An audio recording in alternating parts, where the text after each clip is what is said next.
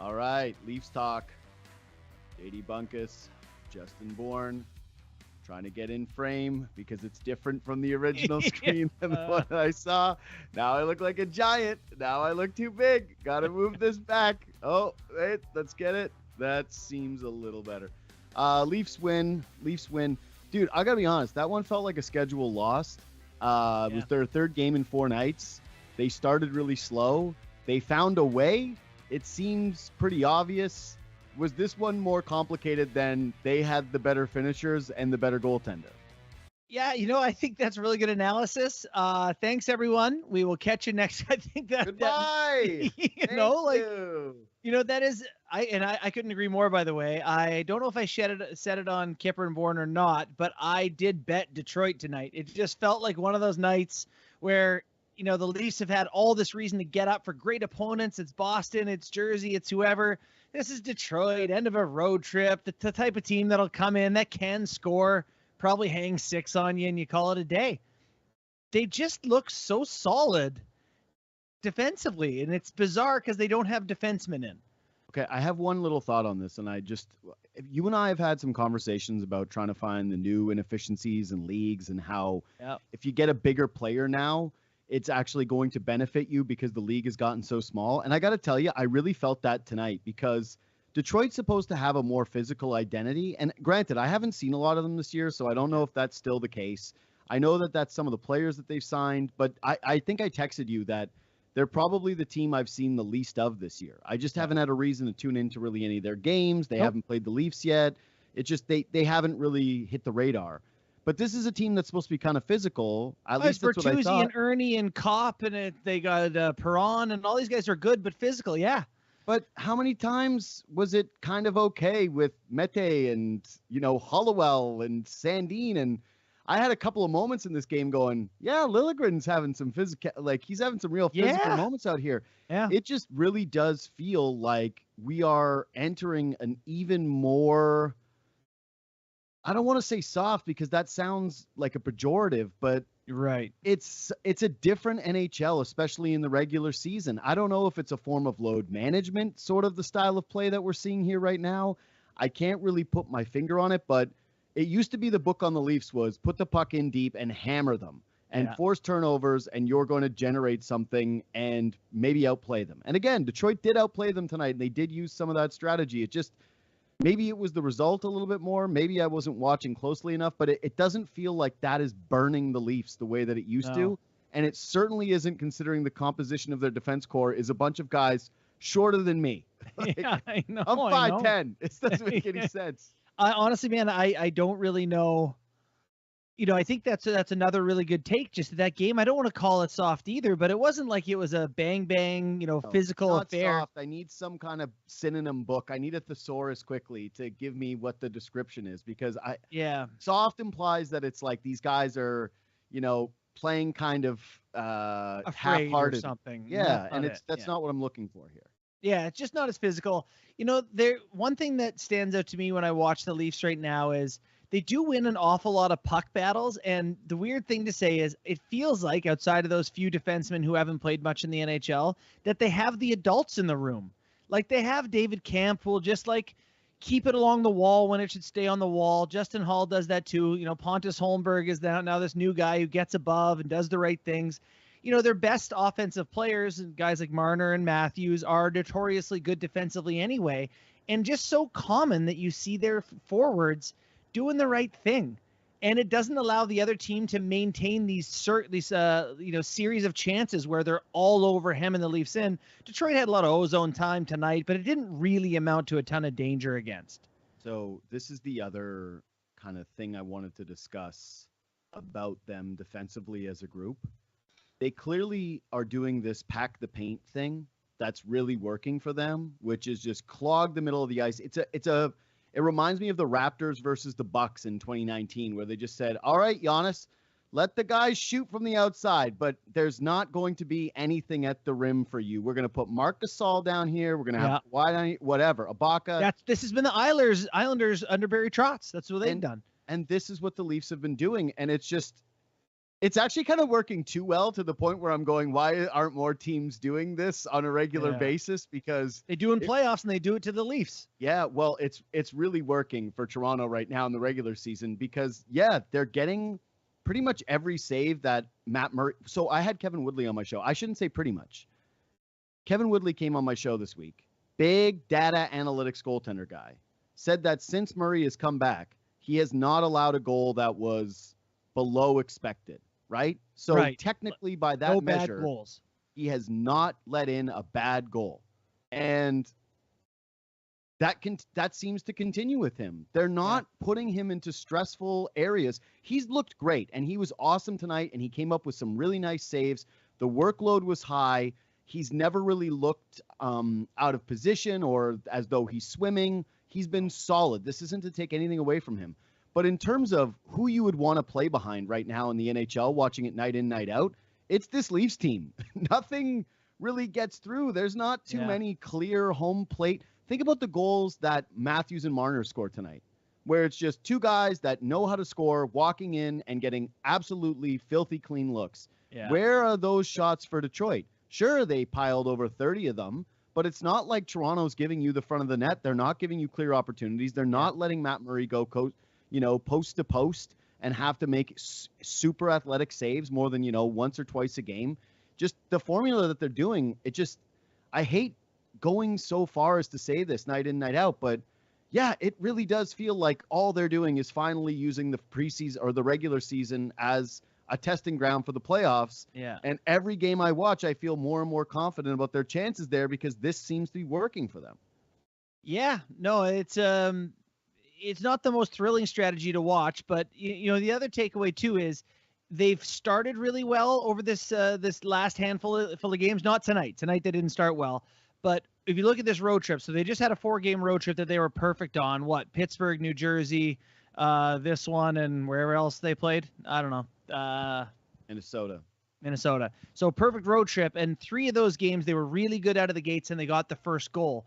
And what that's allowed the other, what's happened then is the other team opens up a bit. The Leafs are actually able to get more than 2 goals and get playing a bit. And tonight, I felt like that was the case where you look at the game and you and I are sitting here going, yeah, Detroit carried the play. Detroit was the better team. But a lot of that to me was you're a road team. You're up in the game. You're going to play a certain way. It wasn't that they couldn't play with them to me. That's like a strategic, as you mentioned, you sort of park the bus in front of the net, to use an old soccer term, and kind of go from there. So it's tough to even know, like, did Detroit outplay them or not? Part of it is just score effects. Bro, my terms are outdated. I'm still using 2019 Raptors. I should be using 2022 soccer. It's World Cup. How did I mispark the bus? I just parked in the bus. They're trying to get the result. They're trying to do it with class. Oh, so, just a quality side. Yeah, they really have been a quality side. Yeah, you're right. A lot of this tonight, I think, was score effects, although to me, they did hit a wall in the third. Yeah, they're hanging on. Yeah, the third period was pretty desperate. Yeah. I bet you every time guys went to the bench, they're looking up at that clock. and looking down the bench to see who's, I'm not up next, am I? Yeah, they look like they gassed out a little bit. But yeah, again, that's something that's expected when you have this kind of a labor-intensive schedule. I'm really curious. Samsonov was sort of trending towards being back, and now he's not. And you really wouldn't like to push what's going on with Matt Murray right now. There's another game on Wednesday night. It's not a back-to-back, but given his workload in a night like this one where the team was kind of tired in front of him and might still Wednesday night against a lesser opponent with their history of kind of playing down to them, because I'm pretty sure they have the Ducks on Wednesday, yeah? Or no, Sharks. Yeah. It's the Sharks. Yeah. Yeah, it's the Sharks. So maybe that's another game where they go Shalgren and give a night off. And Shalgren's not giving up bad goals either. Yeah. So, it's not like he's I think he's a NHL starter or something, but he's been reliable enough to at least make the saves necessary. So I don't feel it's like quitting on the game to put him in. Yeah, no, he's been okay. And again, they have been one of the friendliest, if not the friendliest teams to play behind this year. It's them and the Islanders, which is, again, a little shocking given if you would have told people, hey, the Leafs are going to be playing Victor Mete and Mac Hollowell, Rasmus Sandin, and Timothy Liljegren for over 20 minutes a night, yeah, you would have guessed that they were playing their brand of old school fire wagon hockey, Right. like when Sheldon Keefe first took over for the Leafs. But how about the best case scenario that has been Rasmus Sandin is forced into big minutes and consistent play, and all of a sudden he gets enough touches, makes some good plays, starts feeling confident, like, shoots one in the net tonight. This is found money, because I don't know about you, but there was a number of us, almost willing to quit on Sandin and just saying, he too much too soon and the contract and bad start. So this has always been my Sandin position, is he to me has been always a guy that has to play more. And I think that was part of his holdout, is he and his camp knew it too. The more he plays, the more confident he feels. When he's been put in those spots where if he makes a mistake offensively, he's worried about coming out of the lineup, he looks as though he doesn't play with confidence. Right. So this was always it for me. I've never had questions that there's talent there, there's a player there. It's always been, can he stay in the lineup? And okay, if I'm going to be critical of the Dubas regime a little bit here, this is something that they're dealing with Nick Robertson right now. Maybe Nick Robertson can't really play, but I was talking to Mike Feud about him the other day, and that guy, he built 2 Stanley Cup winning teams through the draft. That was his job. That's what he did. Yeah. He said Nick Robertson clearly is a 20-goal guy in the NHL just with the shot alone, that it's basically going to be an impossibility for him not to be able to score goals. Right. And you can't really find out who these guys are when you're in must-win mode and you continue to make decisions like this with your roster in terms of who's getting in.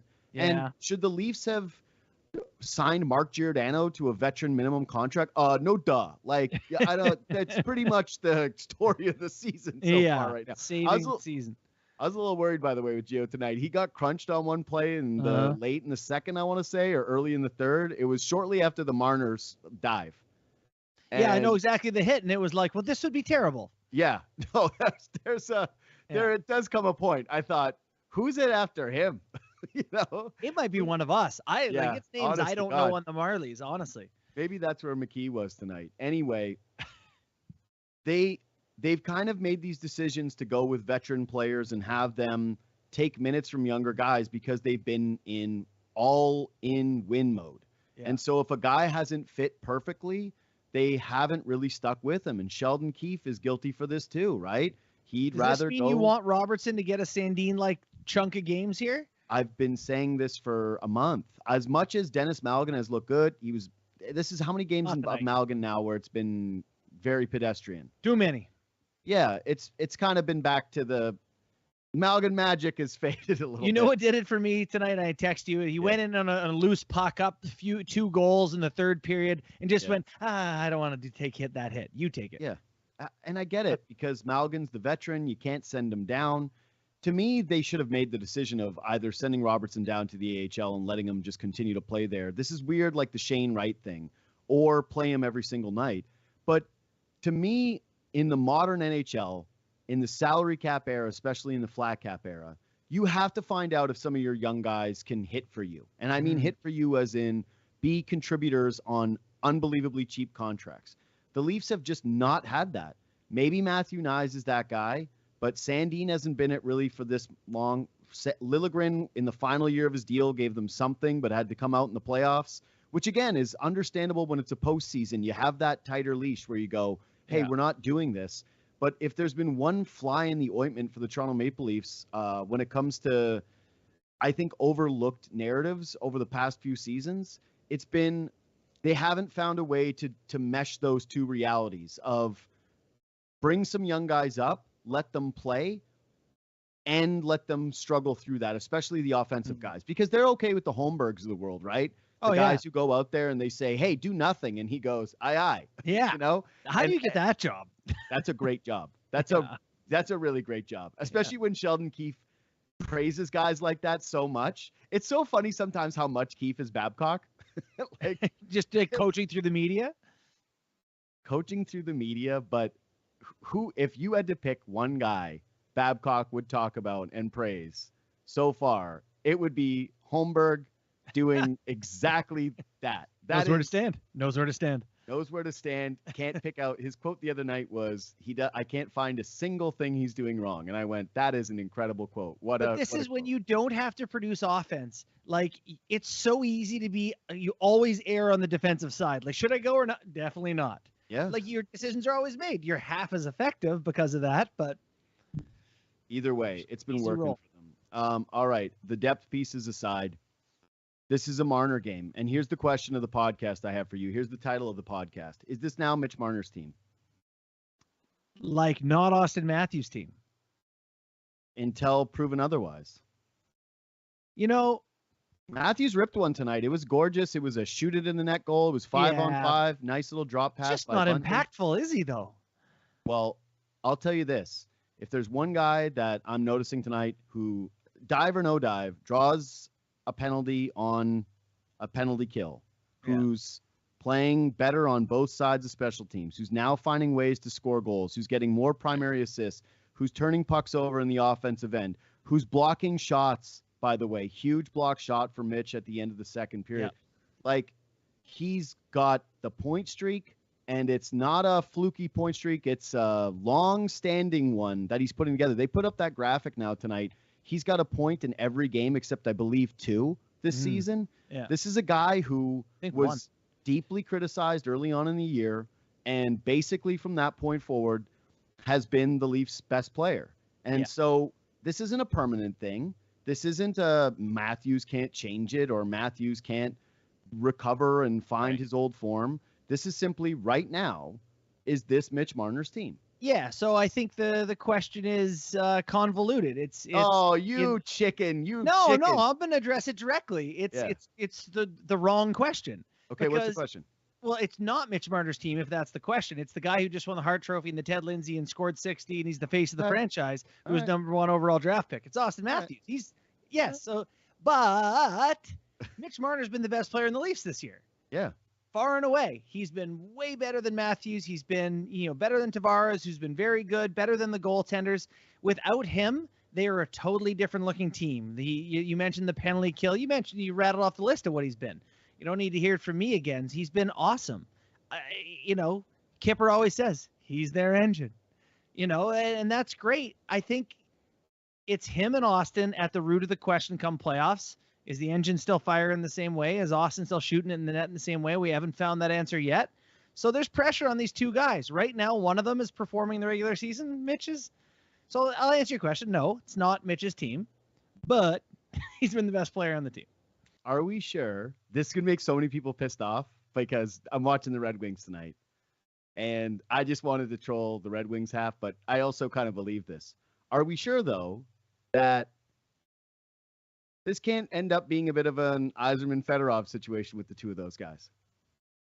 In what way? That Marner is the Yzerman and Matthews is just the Fedorov.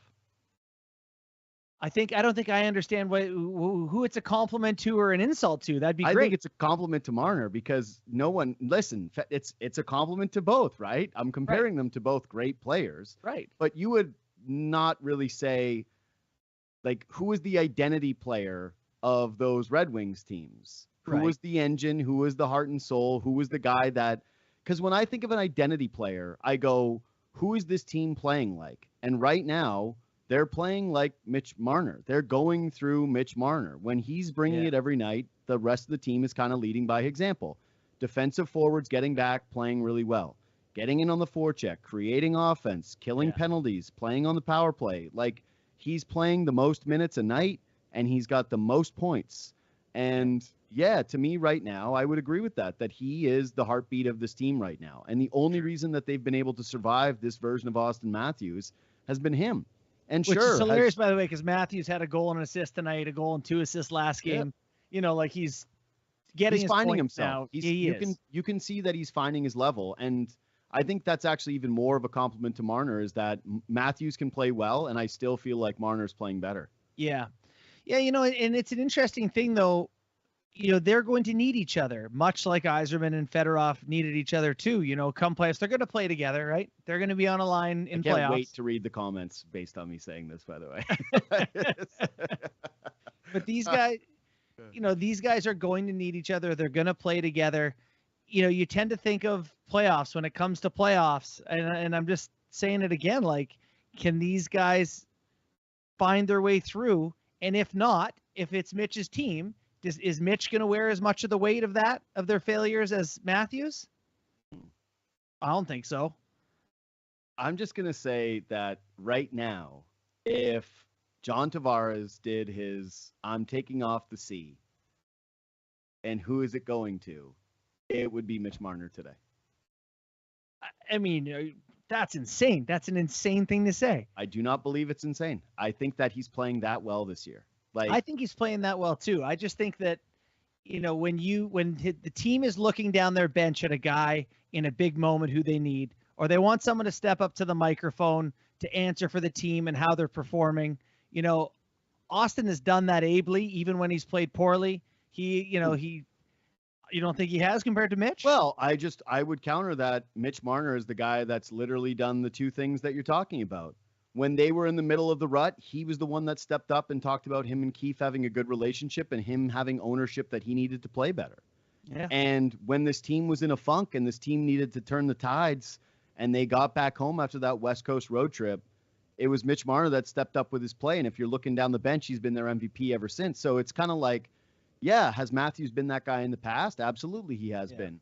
But I am now living in the present. We're over 20 games now, right? Like, this season is fully chugging along. Yeah, I just think you're really missing the idea of like what a team looks to in their captain, and their leader and personality, the guy in the room, those sort of things. I don't think anyone thinks that it's, they're listening to Mitch or Austin ahead dog stick? You don't think it's dog stick? Yeah, the old dog stick. No, I think it's Giordano, and I think it's Tavares, and I think it's Morgan Riley, and I think it's Matthews ahead of Marner in that regard. But as you mentioned, the guy who's playing the best and is on the ice the most is certainly worthy of that conversation, and Mitch has certainly brought himself to that level this season. Yeah, I think that we on the outside definitely, judge the personality element of it a little harshly, especially considering for sure that, we've seen Mitch Marner be a child in a car getting chastised by his dad. And it's hard to lose that image. And it's hard to believe that everything that he says about, those elements, that he's not sometimes trapped as that same younger guy through our perception. I truly cannot believe that, knowing who I do my daily show with, you're doing this to me tonight. Well, all I'm saying is that, to me, what I do think about Marner is, by all reports and all accounts, and guys, and I've heard this directly, that he is more of an energy guy around that room than I think we give him credit for when it comes to like the leadership component. For sure. That guys lead in different ways, and that Marner in that room does have a way of keeping things light, and that he is very well liked amongst his peers in that group. That's all I'm going to say, is that leadership gets put in different ways. I don't think that he's the traditional, Mike Richards, right? I don't think he's one of those type of captains or those kind of leaders. He's certainly not Steve Yzerman in that regard. He's not Steve Yzerman. You understand what that comparison was for, and he's not that. But I kind of feel as though the heart and the engine is like, that's your leader, and that's the guy that's doing it. And so for me, I'd say if I was sitting beside you at a bar stool right now and we didn't know each other, we're just chatting at a bar, I'd go, okay, man. Yeah. I'd go back to my friend. Maybe I'm trying to force it a bit. I'm really impressed by him lately, man. I just feel like he's been really, really good for a very, very long time. And he has been a whipping boy in this city for taking the money. And he has been a whipping boy in this city for choking like a dog in the playoffs. But he is kicking all kinds of ass lately. He is dragging this team from a garbage start to a team that you go, can they catch the Bruins? Yep. That's 100% agree. Yeah. To me right now, he's been the team's identity player. And for me, it's always pretty much been Matthews throughout like his entire tenure as a Leaf. I'm probably being overly critical of him. You're right. Maybe I'm like the divorcee who didn't do anything but goes, I'm accustomed to a certain style of living. That's how I am with Matthews. Yeah. But I'm so impressed with Marner, man. I can't get over it. Every night I just come away, like, me, I'm just like you. I write down, plays in my phone. And it's shocking right now when I look through my notes how many things are Marner. When he's at his best, like right now, he just hangs onto the puck for so long that like, how do you have that confidence? Guys come at him and he's just like, I'm gonna pass it, and he just waits and waits, and then they leave and he still has it, and he turns around like. And I'm telling you, I know you and I talked about it after I went to that Islanders game, but seeing some of those touches to control the puck and control the play, yeah, he's been good. How dare you ignore me at our hypothetical bar for this take? That's good. That's a fine take. The wherewithal to dig in when the year is over and we look at Matthews and he turns out to have 52 goals, it's going to be like, oh, right, this is how this ended up going, right? Anyway, I don't think I have anything else from tonight. I had some other smaller stuff. Nope. That's all kind of out. Yeah, I think that again, like I'll just reiterate, it's shocking to me that Matt Murray's been this quality for them. Murray this good, and Nylander has points in 20 of 22 games so far as well, which is also shocking. Yeah, that is kind of shocking. It was a cookie tonight, but still. No, he buried the rebound on the power play under the bar. Yeah, that's what I'm saying. It was a cookie. Oh, yeah, an easy one. It was off. It was a wide open cage, and he went, "Thank you. This is going to go in the net now." I'm out. I got nothing else. You got anything? That's it, my man. All right, good stuff. I'm JD Bunkis. He's Justin Bourne. Follow us on Twitter and on Instagram at JD Bunkis, at JT Bourne. You can get more of Justin's loser picks, like the Red Wings to win. You can get some of my winning picks, like Homer's parlay. I hit another parlay for the old Bourne book it with Borny tonight. So I know. No big deal. That is very nice. I'm very excited to go watch the Raptors game, by the way, and very excited to. Yeah, I didn't spoil it on PVR, so very, very stoked to go watch them play Cleveland. JD and Justin, subscribe to the podcast, leave 5 stars if you like it. And Sam McKee and I will see you on Wednesday night after the Sharks. See ya.